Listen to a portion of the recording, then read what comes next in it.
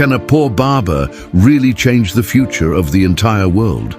Well, in this episode of our series From Rags to Riches, we look at the man who did just that. In 1732, in the town of Preston, England, a baby boy was born to a poor family. He would come to be known as Richard Arkwright. When he was just 8 years old, his father died, and his mother had to work long hours as a weaver to support the family. So she sent young Richard off to live with another family, who took him in as an apprentice, basically so that he could work for them and learn a trade in exchange for room and board. The only problem was, this family ran a mill that produced hats. And while he was there, he learned the art of hat making, but it wasn't really his thing. When he turned 14, he moved out and got a job as a barber and wig maker. But even though his shop wasn't making a lot of money, he dreamed big. One day when he was shaving a customer, he noticed a thread hanging out of the guy's sleeve. He asked about it, and the customer told him it was linen. Then Richard thought to himself, wait a minute. If I could make that thread stronger and thinner, then it would take less material to make a piece of cloth, which means it could be sold for less money. That got him thinking about ways to improve existing technology. And so he started spending every spare moment tinkering in his workshop, which was attached to his home above his barbershop. But unfortunately, he had very little formal education, so it was hard for him to design anything substantial. One day, he came across a spinning machine, which was used to turn raw materials like cotton into yarn. It wasn't all that efficient, though, and that's what sparked his interest. It was around this time that he met a man named John Kay, who had recently invented a machine called a flying shuttle.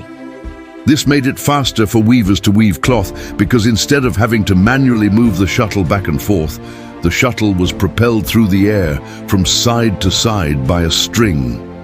The loom operated much faster than before. Now Arkwright wanted to apply the same concept to spinning machines. He figured that if he could invent a way to send the material through the machine faster, then he could produce more yarn in less time. But sadly, even after years of trying, he couldn't get anything to work properly. He struggled on though, and eventually he developed a spinning frame that used rollers instead of a single spindle to spin the material. And it worked too. There were problems though. First of all, it was expensive to build. Second, it was too big for most people's homes. And finally, it was producing weaker threads than the competition. On top of all that, he was starting to lose his eyesight. It looked like all his hard work might be for nothing. But then he had an idea. Instead of giving up, he would try to improve his invention until it was commercially viable. So he took out loans, borrowed money from friends and family, and even pawned his wife's wedding ring to pay for materials. It was a risk, sure, but he was confident it would all work out. And just when things were looking their bleakest, he got a break. A wealthy businessman named Jedediah Strutt heard about Arkwright's invention and wanted to invest in it. Now he had the resources he needed. And after 2 more years of tweaking, the spinning frame was finally ready for market. They built a small factory to produce the frames, and they started selling them to local textile manufacturers. Business was good, but he still had one major problem. The spinning frame was still producing weaker threads than the competition. He was desperate for a solution. Then one day, while walking along a river, he had an idea. What if he could power his machine with water instead of by hand? He raced home and began sketching his new invention. Within weeks, he had finished the prototype, which he called the water frame. And it was amazing. Not only was it twice as fast as the competition, but the threads were 4 times stronger. Now business was booming, but he knew he had something truly special here. He didn't want other people making millions off his invention, so he patented it and set up his own factory.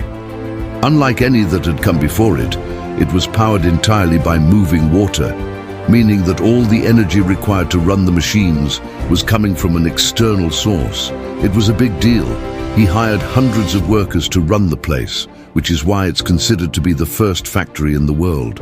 And yes, that means that Richard Arkwright is rightly nicknamed the father of the modern industrial factory system. As for the factory itself, it was massive, over 100 feet long and 20 feet wide. It contained looms powered by water wheels that were capable of weaving 200 pieces of fabric per day. To harness the power of the moving water, Arkwright had placed his mill on the bank of a stream. The wheel of the mill was sunk deep into the water, ensuring that the energy of the flowing stream was captured and converted into mechanical energy. All the machines were arranged in a line facing the window, allowing the workers to see the stream and the wheel that powered their work. It was a genius design, and it changed everything. By 1771, his business was earning around £200,000 per year. To put that into perspective, the average worker was making about £1 per week. And in today's money, that's about £7,500 per year.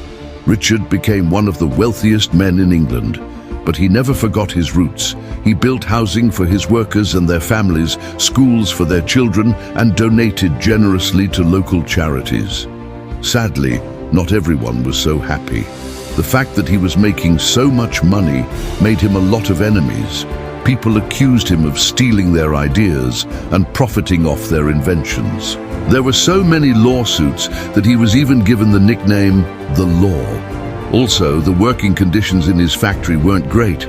People complained about the long hours and low wages. And when the government tried to inspect the factory, he wouldn't let them in. Still, he continued to innovate. He applied the same principles that made his textile factory successful to other industries, such as iron making. He even designed a whole new machine for making nails.